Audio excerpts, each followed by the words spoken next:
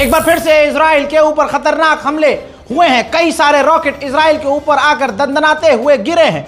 आपको 3 अलग अलग जगहों के नाम बता रहा हूं, हैफा, तमीरा, अका। इन 3 इजरायली शहरों पर लेबनान की तरफ से दर्जनों रॉकेट आए, जिनमें से कई सारे रॉकेट गिर गए हैं और इजराइल के इलाकों में बड़ी तबाही और भगदड़ मची है।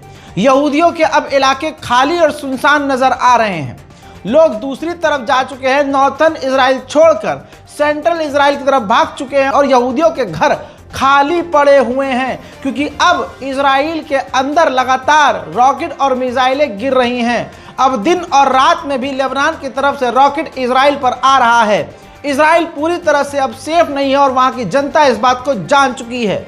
हाल में ही अभी कुछ देर पहले तक लेबनान ने कई सारे रॉकेट, हिजबुल्लाह ने कई सारे रॉकेट इजराइल पर दागे, जिससे रॉकेट गिरने की वजह से इजराइल में कई जगह बड़ी तबाही की तस्वीरें आ रही हैं।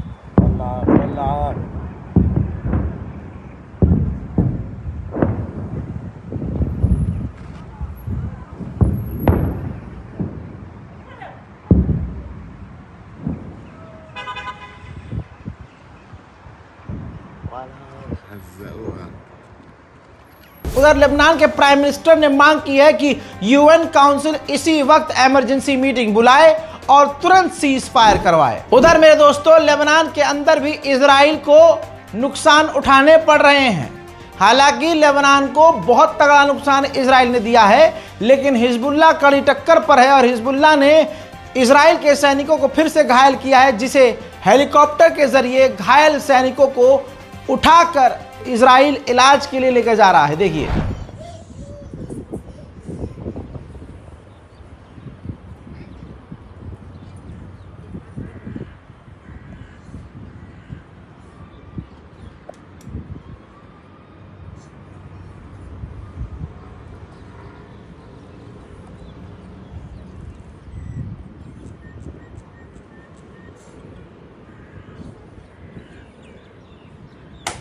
वहीं हिजबुल्लाह ने यह भी कहा कि हमारे ही इलाके में एक इजरायली सैनिकों का ग्रुप जो इकट्ठा होकर खड़ा हुआ था, हमने ATJ मिसाइल दागकर उनको बुरी तरह से घायल किया है। लेबनान के अंदर घुसते ही अब तक इजराइल के 32 सैनिक हिजबुल्लाह के द्वारा मारे गए हैं और 250 से ज्यादा फौजी बुरी तरह से लेबनान में इजराइल के घायल हुए हैं। नेतन्याहू ने अपने यहूदी लोगों को ही मौत के मुंह में ढकेल दिया है।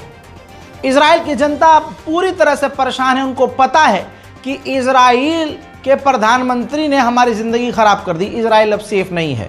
आपको पता है, सिर्फ इतना ही नहीं, इराक की तरफ से एक ड्रोन आया, वो इजराइल के बेहद करीब आ गया।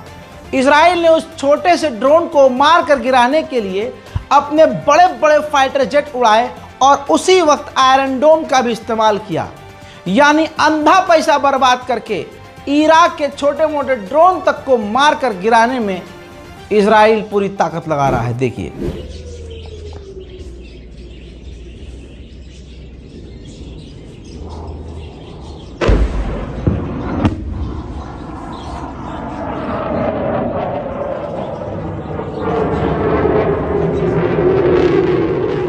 वहीं मेरे दोस्तों, इजराइल के 4 सैनिक 2 दिनों में मारे गए हैं। ये देखिए, ये पहला सैनिक है और इसके बाद ये 3 और सैनिक हैं। टोटल ये 4 इजरायली फौजी लेबनान की सरजमीन में 2 ही दिन में मारे गए हैं। हजरात, अमेरिका सांप को दूध पिला रहा था और वो सांप उल्टा ही अपने दूध पिलाने वाले को काट रहा था। मैं पहली बार नहीं बोल रहा हूं, कई बार बोल चुका हूं कि अमेरिका के कुछ तो खुफिया दस्तावेज मूसाद के पास हैं, जिसकी वजह से बाइडेन कुछ बोल नहीं पा रहे हैं। अब बाइडन अमेरिका के लिए और अमेरिकियों के लिए भी नहीं बोल पा रहे हैं। एक अमेरिकी पत्रकार जिसको जेल में इजराइल ने डाल दिया क्योंकि वो इजराइल के नुकसान दिखा रहा था जो ईरान के हमले में हुए। अब आपको बता दूं, अमेरिकी नागरिक के साथ कहीं भी कुछ होता है तो अमेरिका टूट जाता है, एकदम झपट्टा मारता है, चाहे कोई भी हो। लेकिन इस मामले पर कि अमेरिकी एक नागरिक को इजराइल ने जेल में डाल दिया है, बाइडन सरकार ने एक लफ्ज तक नहीं बोला है, बल्कि यूं कहूं पूरी तरह से इग्नोर कर दिया है। वहीं हूथीज ने बयान जारी करके कहा है कि हमने 2 और टैंकरों को निशाना बनाया है, एक इंडियन ओशन में, एक लाल सागर में। 11 बैलिस्टिक मिसाइलों से हमने हमला किया था। बयानुन सादिरुन अनिल क़ुव्वातिल मुसल्लहतिल यमनिय्या बिस्मिल्लाहिर रहमानिर रहीम क़ाल तआला या अय्युहल्लज़ीना आमनू इन तंसुरुल्लाह यंसुरकुम व युथब्बित अक़दामकुम सदक़ल्लाहुल अज़ीम इंतिसारन लिमज़लूमिय्यति शअबैन अल-फ़लस्तीनी वल-लुबनानी وإسنادا للمقاومتين الفلسطينية واللبنانية وردا على العدوان الأمريكي البريطاني على بلدنا، نفذت القوات المسلحة اليمنية عمليتين عسكريتين. الأولى استهدفت من خلالها سفينة أولمبيك إسبريت النفطية الأمريكية، وقد تم استهداف السفينة في البحر الأحمر بأحد. अब ये है इराक का वो ड्रोन जिसे मार गिराने के लिए इजराइल ने अपना फाइटर जेट तक उड़ाया और आयरन डोम का भी इस्तेमाल किया। इराक के लड़ाकू संगठन ने इस वीडियो को जारी किया है। फिलहाल की ब्रेकिंग न्यूज में इतना ही। इस रिपोर्ट को शेयर कीजिए। यह है ब्रेकिंग न्यूज, वो भी देर रात को आपको दे रहा हूं। तो अगर आप सुबह देख रहे हैं तो बाबूजी ये खबर हो गई है पुरानी, और रजा भाई लगातार आपको दे रहे हैं मिडिल ईस्ट की तमाम अपडेट। तो चैनल को कीजिए सब्सक्राइब ताकि आपसे कोई बड़ी खबर मिस ना हो। जय हिंद।